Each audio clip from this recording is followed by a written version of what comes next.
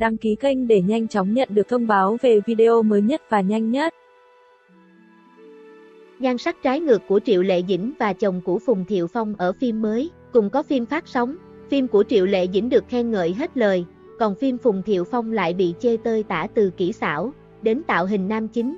Gió thổi bán hạ của Triệu Lệ Dĩnh vẫn đang là bộ phim nhận được nhiều sự quan tâm. Những thông tin liên quan đến bộ phim Gió thổi bán hạ với sự góp mặt của Triệu Lệ Dĩnh vẫn đang nhận được nhiều sự quan tâm. Trong tập 13 và 14 phát sóng tối ngày 3 tháng 12, khán giả tiếp tục chứng kiến sự tăng trưởng rating. Cụ thể đài Chiết Giang trung bình đạt 0.589 và đài Giang Tô trung bình đạt 0.393. Trong khi đó, nhiệt độ trên nền tảng IQII đã cán mốc 9.400. Tuy nhiên việc Gió thổi bán hạ đạt rating cao, trong khi diễn xuất của Triệu Lệ Dĩnh vẫn thường là chủ đề gây tranh cãi vấp phải nhiều ý kiến. Cư dân mạng cho rằng việc Gió thổi bán hạ đạt rating tăng là nhờ ăn may. Họ chỉ ra rằng vì Gió thổi bán hạ được chiếu vào thời điểm mà nhiều đài đang tạm ngưng phát sóng nhiều chương trình nghệ thuật. Ngoài ra, khán giả xứ Trung cũng không quá mặn mà với World Cup nên đổ xô sang xem của Triệu Lệ Dĩnh. Tuy nhiên bên cạnh đó cũng có ý kiến cho rằng Gió thổi bán hạ đạt rating cao là nhờ nội dung hay, diễn xuất của Triệu Lệ Dĩnh chạm đến được cảm xúc người xem, nên không thể phủ nhận công sức của người khác. Phim về nữ cường không phải là hiếm ở màn ảnh Hoa ngữ. Tuy nhiên, việc một nghệ sĩ như Triệu Lệ Dĩnh dám chuyển mình sang dòng phim chính kịch không phải ai cũng làm được. Đặc biệt, ngoài việc dám thử sức với vai diễn khó, Triệu Lệ Dĩnh còn hy sinh rất nhiều cho bộ phim. Theo truyền thông Hoa ngữ, Triệu Lệ Dĩnh đã dành toàn bộ thời gian để quay Gió thổi bán hạ, tức cô rất nghiêm túc và chuyên nghiệp ở tác phẩm này. Rõ ràng, Triệu Lệ Dĩnh có thể chọn thời điểm quay phim linh hoạt để tham gia một số show truyền hình, sự kiện, nhưng theo ekip, trong tháng 8 vừa qua, nữ minh tinh đã dành toàn bộ thời gian cho đoàn phim. Điều này cũng khiến cô mất đi một khoản thu nhập cho riêng mình. Ngoài ra, khi lên phim, Triệu Lệ Dĩnh không ngại xấu. Cô và đoàn phim Gió thổi bán hạ không dùng công nghệ để làm gương mặt sáng, đẹp mà hoàn toàn để tự nhiên. Khi lên màn ảnh, Triệu Lệ Dĩnh để lộ nhiều khuyết điểm trên gương mặt để tạo tính chân thật cho vai diễn. Việc chấp nhận làm xấu mình của cô nhận được nhiều lời khen từ khán giả. Diễn xuất của cô thể hiện qua vai diễn trong Gió thổi bán hạ được đánh giá giàu cảm xúc, chân thật hơn khi không dùng công nghệ. Đặc biệt, Triệu Lệ Dĩnh chấp nhận tăng cân để có ngoại hình đầy đặn hơn. Trước đó, nhiều khán giả hiểu lầm cô không chú ý giữ vóc dáng nên đã chỉ trích nữ minh tinh. Tuy nhiên, Triệu Lệ Dĩnh cho biết cô phải tăng cân để phù hợp với nguyên tác của phim. Điều đó cho thấy, nữ minh tinh đã hy sinh rất nhiều cho vai diễn bán hạ trong Gió thổi bán hạ. Ngày 2 tháng 12, QQ đưa tin bộ phim Tinh Hà Trường Minh, tên cũ, Cửu Châu, Chu Nhan Ký, lên sóng những tập đầu tiên. Dự án không có sự tham gia của dàn sao lưu lượng đang hot nhưng gây chú ý vì là sự trở lại của Bành Tiểu Nhiễm.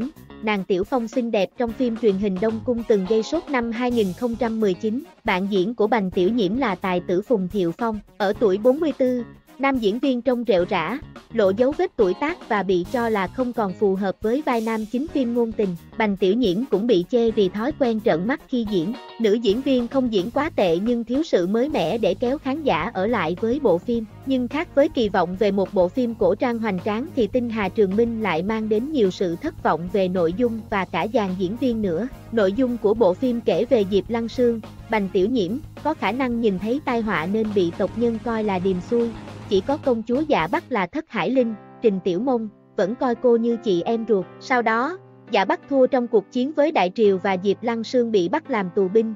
Cô đã từng bước dùng khả năng của mình để vào Khâm Thiên Giám, còn chiếm được trái tim của đế vương Úc Tu Minh, Phùng Thiệu Phong. Nhưng việc Thất Hải Linh qua đời khiến Diệp Lăng Sương muốn quay ngược thời gian để thay đổi tất cả mọi chuyện. Nghe phần tóm tắt thì khá ổn áp đấy, nhưng xem phim rồi bạn sẽ thấy tình tiết rất gượng gạo, vẫn kiểu mô típ phim thần tượng quen thuộc với anh hùng cứu mỹ nhân, nam chính bá đạo cùng nữ chính lương thiện, nhiệt huyết. Khi xem, nhiều netizen cảm thấy Tinh Hà Trường Minh có nét gì đó thật sự rất giống bộ Đông Cung mà Bành Tiểu Nhiễm đóng trước đó. Nhiều khán giả nhận xét, Tinh Hà Trường Minh có nội dung rất nhàm chán. Nếu chiếu từ 5 năm trước có khi vẫn được ủng hộ, nhưng giờ gu của người xem đã thay đổi rồi. Tạo hình dị vực của người đẹp được khen ngợi và gây thiện cảm cho người xem. Tuy nhiên, ngoại hình đẹp của nữ diễn viên không đủ để cứu vãn một cốt truyện nhạt, sến, dễ đoán cùng với diễn xuất thiếu đặc sắc và đặc biệt là phần kỹ xảo chất lượng kém của Tinh Hà Trường Minh. Nội dung chán khiến khán giả mệt mỏi rồi thì chớ, đến dàn diễn viên cũng ngàn chấm luôn.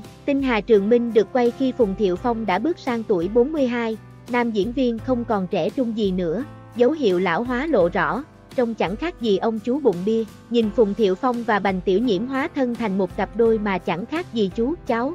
Đương nhiên họ cũng chẳng tạo ra chemistry gì luôn. Diễn xuất của Phùng Thiệu Phong cũng thiếu sự mạnh mẽ, khoáng đạt của vị vua chúa, để tạo sức hút của nhân vật. Trên mạng xã hội, khán giả đánh giá cảnh đầu tiên hai nhân vật chính gặp nhau bị ví là cha tìm lại con gái. Khoảng cách tuổi tác khiến họ không tạo nên sự hài hòa khi đứng bên nhau. Không xét đến diễn xuất thì nam phụ Chu Chính Đình trẻ trung điển trai trông còn giống nam chính hơn ấy. Về phần Bành Tiểu Nhiễm, từ hình tượng nhân vật Diệp Lăng Sương cho đến tạo hình cùng cách diễn, cô ấy như đều bê nguyên từ Đông Cung sang. Bành Tiểu Nhiễm dùng một kiểu thể hiện cho hai vai diễn Diệp Lăng Sương và Tiểu Phong khiến khán giả cảm thấy chán ngán luôn. Bên cạnh đó, phim không được đầu tư vào phần kỹ xảo, hình ảnh. Chỉ trong 4 tập đầu, Tinh Hà Trường Minh đã mắc phải vô số lỗi hậu kỳ. Trong đó, bối cảnh phim được ghép qua loa, lộ rõ cảnh giả. Bành Tiểu Nhiễm bị phát hiện đi bút cao gót dù cô sống trên thảo nguyên, thường xuyên cưỡi ngựa, tập võ. Đôi cánh của nhân vật nam phụ do Chu Chính Đình đóng cũng không chân thực,